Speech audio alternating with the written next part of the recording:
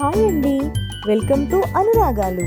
ఈ వీడియోలో quinoa rice లేదంటే క్వినోవా రైస్ ఎలా వండాలో చూద్దాం. మనం నార్మల్ రైస్ ఎలాగైతే వండుకుంటామో ఇది కూడా ధాన్యం కిందకే వస్తుందండి. మన రైస్ ఎలాగైతే మనం వండుతామో సేమ్ అదే ప్యాటర్న్లో మనం కినోవా కూడా వండుతాం.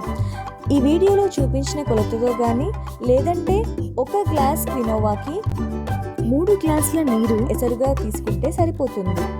ఒక 10 to 15 మినిట్స్ ఫుల్ ఫ్లేమ్లో ఉడికించిన తర్వాత మరొక 15 మినిట్స్ కంప్లీట్ సిమ్లో ఉంచి మీరు ఉడికించినట్లయితే క్వినోవా రైస్ రెడీ.